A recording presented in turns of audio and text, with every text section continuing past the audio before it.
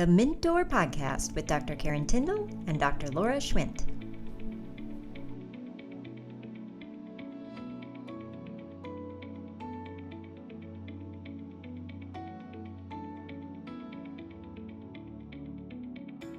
You tired of the burnout cycle? It's time to serve sustainably without sacrificing your well-being. The Mint Doors Elite Performance Coaching can help you cultivate a holistic approach to your well-being, enhance your leadership and self-mastery skills, and optimize your life for successful personal and professional fulfillment. So don't put your true best self potential on hold any longer. Begin now by scheduling a complimentary Minty Moment Impact Chat and embody your radiance today. So welcome back, Changemakers, to the Mint Door, the podcast that empowers dental professionals to build not just successful businesses, but fulfilling, patient-centered legacies. Today, we're tackling the heart of a challenge that plagues many practices: the disconnect between exceptional patient care and thriving business performance. And to guide us through this intricate landscape, we have a true industry veteran, a master of communication, a champion of authentic leadership. We have on today's podcast, Callie Ward. Callie isn't just another consultant. She's been in the trenches, navigating the complexities of the dental world for over 3 decades. She's seen firsthand how miscommunication, fractured relationships, and a lack of clear leadership can derail even the most well-intentioned practices. We're talking about low case acceptance, missed appointments, and that dreaded team turnover, the silent killers of practice potential. But Callie doesn't just diagnose the problem. She provides the cure.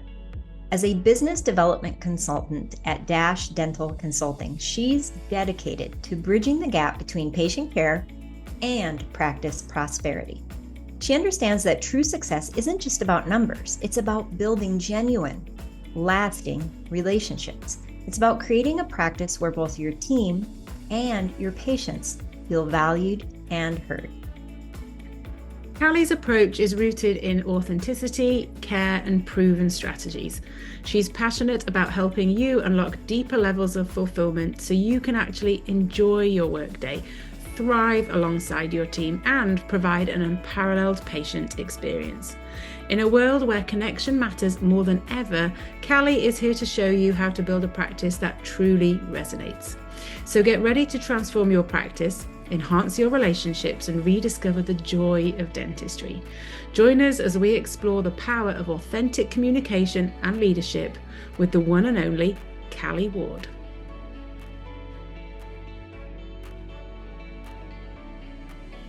Well, welcome to another episode of the Mint Door Podcast, listeners. We are extremely grateful to have Callie Ward on with us today to talk a little bit about her magic. Callie, thanks so much for being with us today.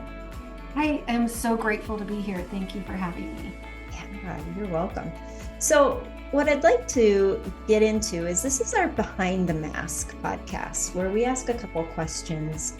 And the first one is, what insecurities have you hidden behind your professional mask? And how have they shaped who you are today? I would say my first one that really stood out when I came into it was confidence and allowing myself to feel accomplished and to be proud of where I was at. I think imposter syndrome is such a true thing that we fight. And I think as women, we put some unrealistic expectations on ourselves. And I think learning to give myself grace and also learning to be confident in what I do bring to the table. Those were 2 things that it took a little while to get comfortable in. Nice. Yeah. And thank you for bringing those things up, because I think that we all have that. Like, I don't know anyone that hasn't felt that at some point in their life. Right. And I think the trick is not to let that stop you. I think I think it pushes us to be better. At least for myself, I think I strive for a level of integrity and I strive for always being better than I was yesterday.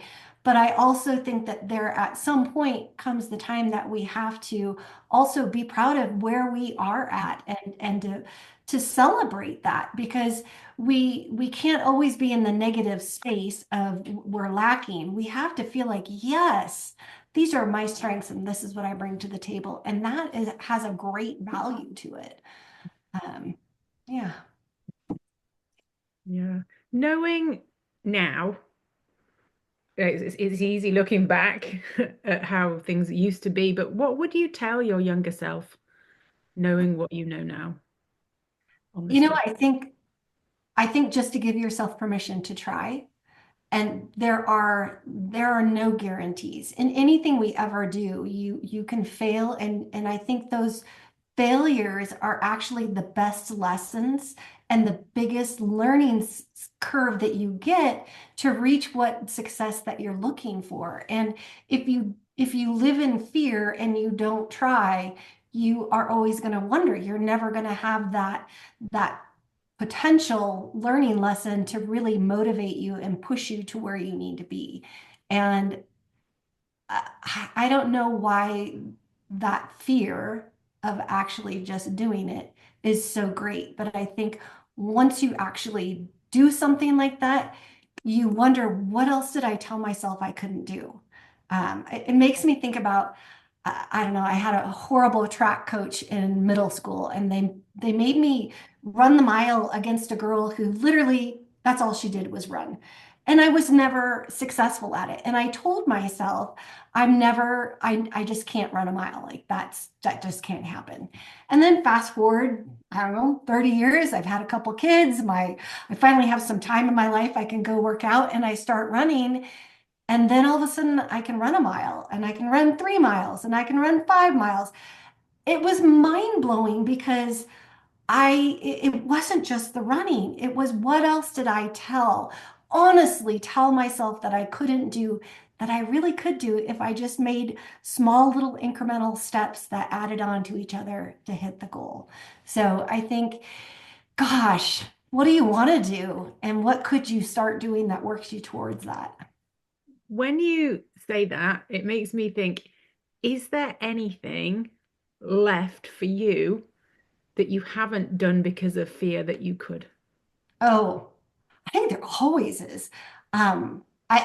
I think it's wrapping your mind around, is it really your goal or is it what society does? So many people jump out of a plane, and that's a very independent, strong-willed thing. My mom did it when she was 50. She did it when she was 75. I have no desire to do that. That's definitely not on my list. But I do tell myself that I couldn't do it. I don't know if I want to do it. Um, I think there are things, there's always something because I don't know, and maybe this is just me. I'm never content with where I'm at. Like I always want more. And I don't know, is that a healthy thing? Is that not a healthy thing? I'm trying to be very intentional with where I'm at and being happy with that, being that part of the journey has value, not just the beginning or the end, right? Like it's that process working towards. Um, and being okay with that. So I think there's always things that we want to do and achieve. Um, it's just committing to them. Yeah, that's a good perspective of looking at it. Mhm. And I would reflect that in those moments, you said, like, what is the fear? The fear is maybe something you want so much, and the Mm. fear is not having that happen. True. True. That's profound. Yeah. Mm. So Yeah. true. Well, and I really enjoy your perspective on the journey. Not really focused on the starting or the outcome, but the journey. And it as you were saying that, I'm looking over your shoulder at Dash Dental Consulting. And I think Dash has something a little bit to do with journey, doesn't it? It absolutely does. Dash is my grandma name, which is one of the greatest gifts in the world to be named by your grandchild. So I treasure that. But I've always been really passionate about living an intentional life. So we're born and we die, and the dash is in between. And what are we going to do with it? I was in my early 20s, and in a year time frame, I lost probably 6 people pretty close to me. And at that young age, it really impacted me to realize that we can't wait for retirement. We can't wait for when we're married. We can't wait for like all of those milestones that we think we're going to be happy when we achieve this. When I graduate, I'm going to be there. And it's what we have today. That's our only guarantee is today. And we also get to be masters of how we interpret that. So I went through a tough divorce, was a single mom, 2 kids, was just overwhelmed, right? And it took me a while to realize that I had the choice to either buy into that feeling sorry for myself or the choice to capitalize on the opportunity and to really enjoy where I was at. And you don't get time back. Like we do, you can't go back and recapture that because now I have a good attitude about it. So it really made me think I'm want to help people be happy today. And, I worked in the dental office for many, many, many years, and I did every role up front. And there were many days that I was dreading going to work. And I don't want my teams feeling that way. And it's a conscientious choice as a team to work together towards goals and to support each other in an environment where we are fed, right? Like they're family, and we support and lift each other up. And I think that is super important, but it's also what can I do to make my cup full? So part of that is just consciously figuring out what makes me feel good. So is it money? Is it respect? Is it challenges and growth? Or is it purpose?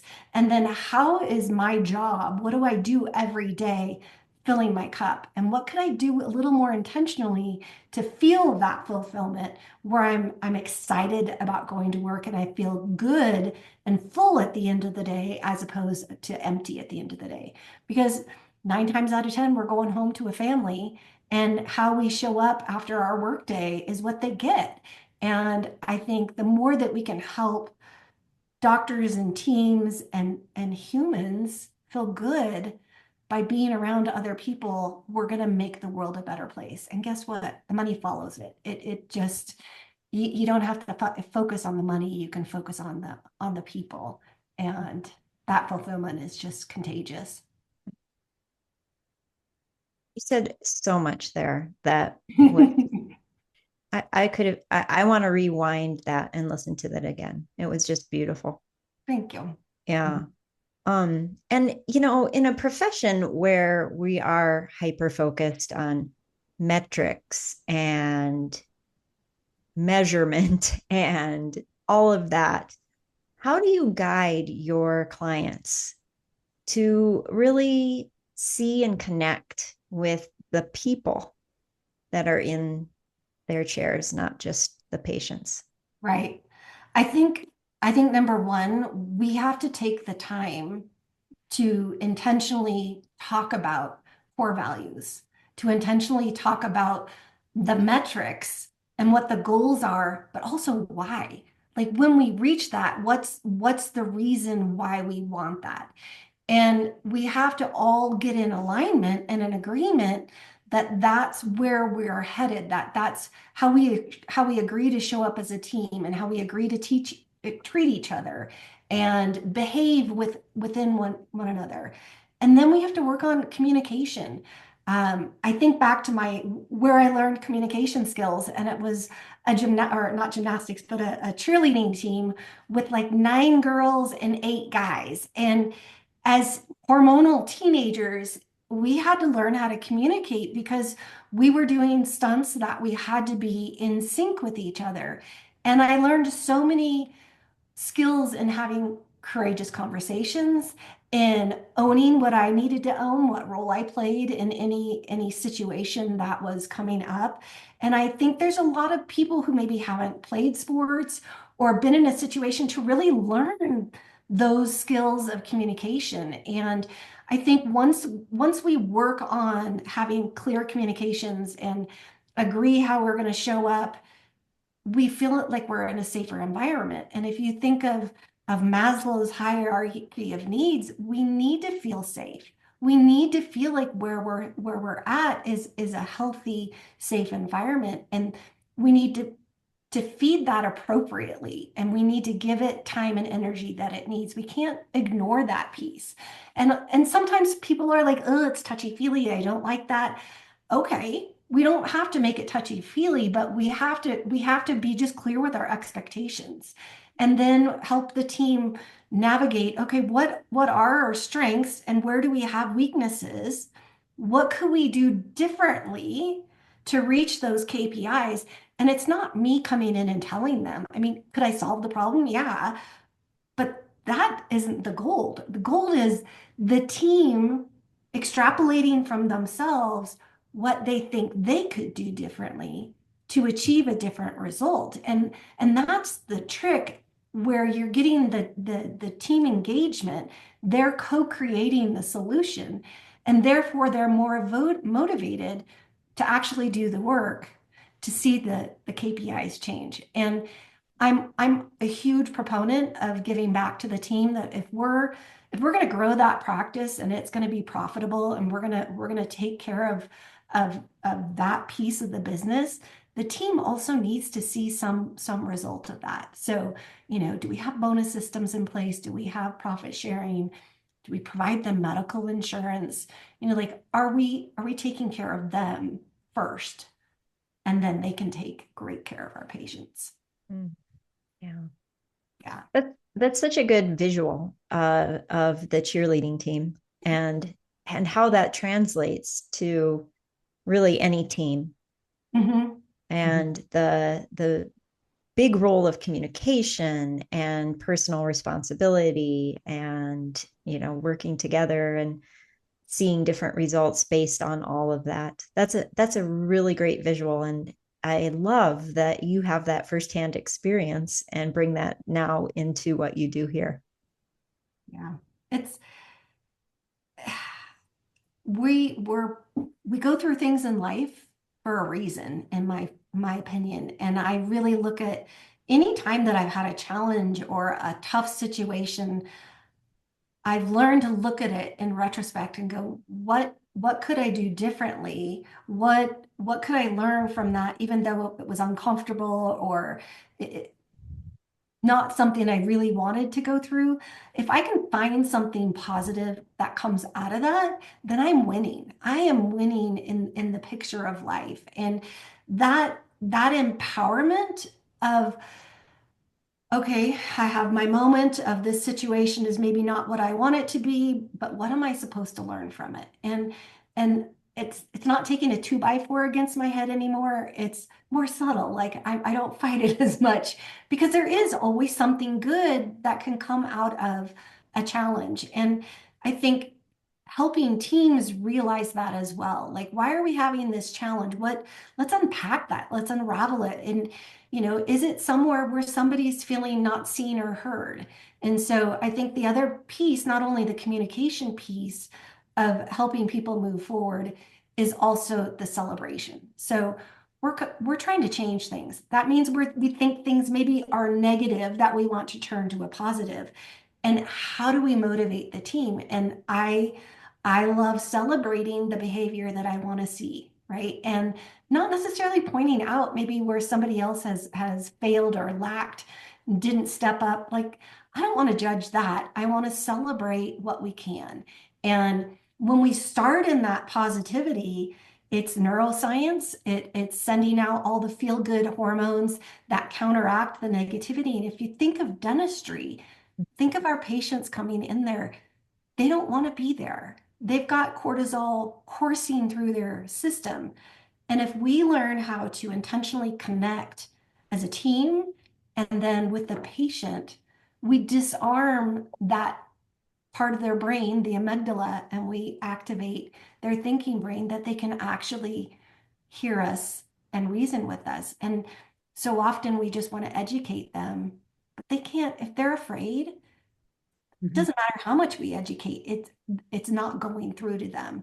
So it really is important to build those relationships with our patients. And I think the biggest gap is we're really good at asking questions of our patients. What'd you do this weekend? Oh, where did you vacation? Like, we're really good with that, but we're not really good of sharing where we're connected to them. So you talked earlier about wanting to climb 14ers. So boom, we have that and connection, right? Like, oh, I've done a couple. I love that. That's something that I will remember about you without having a note. I recommend keeping notes because we have a lot of patients, right? But when we have that, now you and I know we have that connection, and it puts us in a place of trust that is immediate, and we feel like we know each other more. And guess what? If you were my patient, you would be more likely to show up because we've got accountability because we're friends, and you're more likely to pay your bill because we're once again in a relationship. It just deepens that value and connection with our patients, and it disarms their cortisol, and it helps them feel safe, which is the goal. It just works on so many levels. It makes so much sense. And even it's so simple. It really is, and it's fun. Overwhelming. So simple. And I love the fact that listening to you talk, and what you do and what we do, and it's all human centric Mhm. rather than the strategies and the systems, which are important, but that human side of it. And I was wondering that what do you think would be the most simple and the most authentic action a leader in dentistry could take today to build a stronger and more meaningful relationship? Beyond, I mean, you gave us a really great example there, but I was just wondering, is there one thing that you could? I think the exercise, and I've done this a lot with my clients, and even when I was an office manager, is taking those 5 words and having them rank it. So growth, challenges, respect, purpose, and money. Have them rank that in order of importance. So just a one-on-one with your team member, 15 to 20 minutes. It's also a self-discovery for the team member because maybe they've never really even thought about it of what are they passionate about? What makes them feel fulfilled? And when we know that, it changes how we interact with that team member. So let's say we had a conflict with a team member. We knew that they were really purpose driven or respect driven, and maybe a patient disrespected them. We then can connect with them on a level really quickly of just reaffirming, I really think that you do this, this, and this amazingly well, and I appreciate you.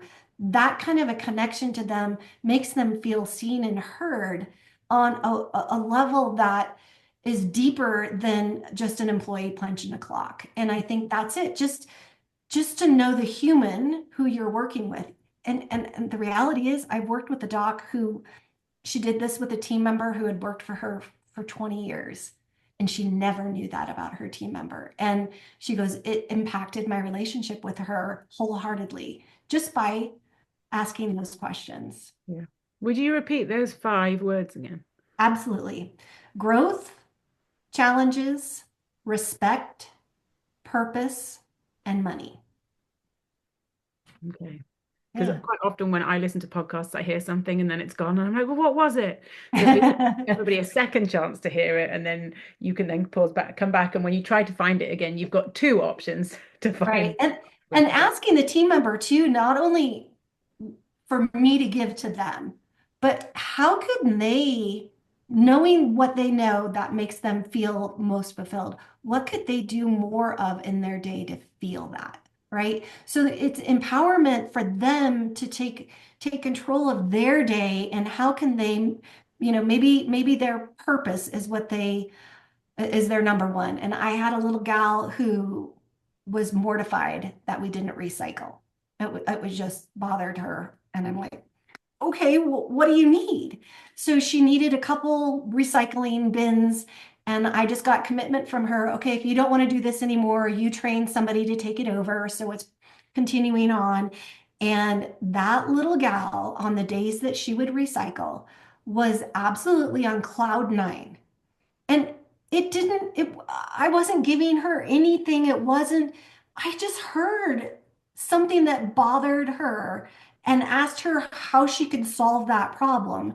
And it really made her feel like she was making a difference in this world. And cheers to her. That's amazing. And it it wasn't money. It wasn't like I had to pay her more. I didn't have to give her, it was just letting her do something that she saw was in need. And that's taken just a little bit of time to Mhm. see our team where they're at.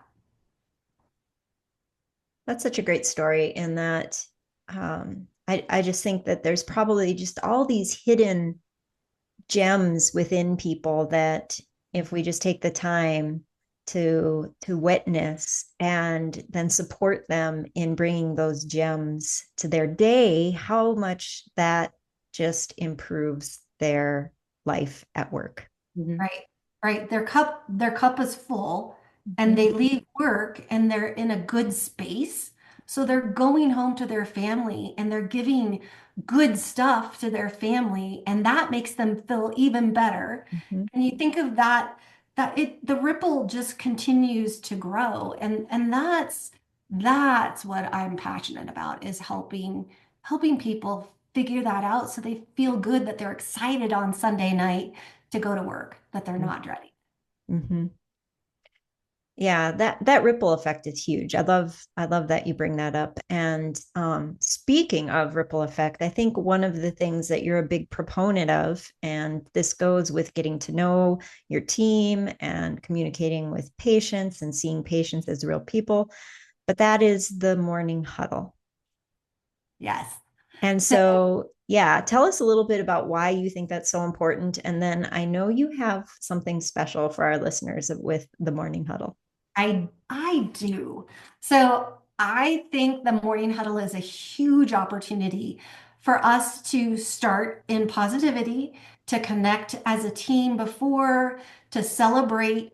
So we look at yesterday, what was great? Who can we shout out for doing the job that they're hired for, right? When we have a peer who hears us on a phone call and they share how good the phone call was, man, you just grow, you feel so good. And when we're in a supportive environment like that, that kind of start kickoff for the day is massive. So we look at yesterday, what was great, what can we celebrate, where do we have opportunities? So any challenge isn't really a negativity, it's an opportunity to learn from it, to adjust to it, and to move forward. So keeping the morning huddle short, we want to identify where there an opportunity. If there's something we need to train on, put it in our parking lot on a list for training, and we're going to come back to it, right? Like we don't have to fix it today.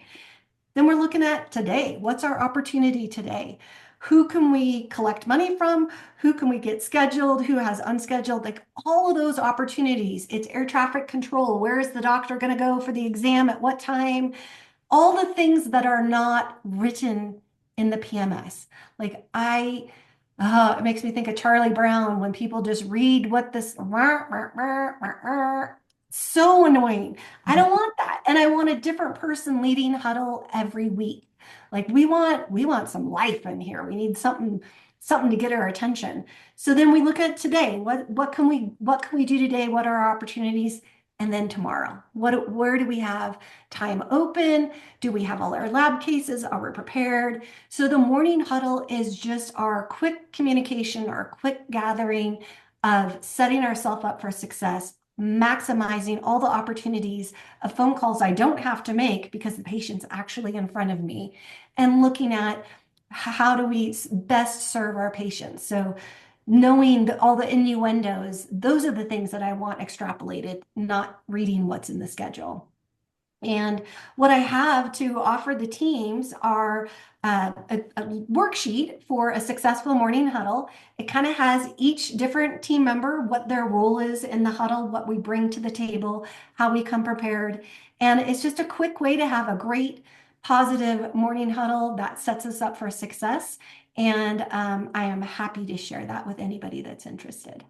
Awesome. So that's just a fantastic synopsis of, it makes me excited. Like you were going through that and I think, oh, I'd be excited to be in a day like that when we have a morning huddle with that. So thank you. We'll make sure that link is in the show notes below. And then you also do something really kind with people that sign up for 18 months of consulting with you. You actually throw in a free month for them. That's pretty cool. I do, because I think there's a fear factor, right? We talked about fear that holds us back. If we do the first month for free, that gives us 30 days to jump in, affect some change, to drive the production, to see some productivity, to move us forward. And I am willing to, meet with them and help them jumpstart their consulting. That feels so heart-centered and lovely. Like I just think of it as being a past business owner, like how nice that would have felt from somebody. So yay for you for that. That's wonderful. So how do people find you? They're thinking, you know what, this sounds great. I want to bring Dash into my life, into my office. How do people find you? How do they work with you? And I can kind of see your email right behind you, actually. I could be Anna. So dashdentalconsulting.com. I'm on Facebook and Instagram. I actually posted my first TikTok today, which is talk about fear and outside of your comfort zone. That is probably my least favorite thing to do is social media, but I am really striving on doing it because I think part of what makes me unique is my authenticity. And the only way people are going to know that is if they see me being me. So there you go. Well, way to tackle that fear. I love it. And you have a website too, dashdentalconsulting.com. So we'll make sure and have that link in our show notes as well. Perfect. I love it. Awesome. Well, this has been a joy and really refreshing. Is there anything we didn't touch on or anything that you'd like to leave our listeners with before we go today? I think it is that there are so many wonderful people in dentistry. I love our industry. I love what you two are doing. I think that the heart of who we are as people in the dental industry is really elevating. It's really coming to light and owning that we have to bring more of our heart to the table to really earn the patient's trust so that they'll let us help them get healthy. And we are going to make an impact in this world. And that is incredible. That's beautiful. That is a perfect mic drop way to end the podcast. Callie, thank you so much for just all that you give to everyone around you, to what you do and how you really bring heart and love to our profession. Thank you so much. Thank you. I appreciate it. Yeah, awesome. Well, listeners, we hope you found some encouragement today on the podcast and know that we adore you. We hope to see you on the next episode of the Mint Door Podcast. Bye.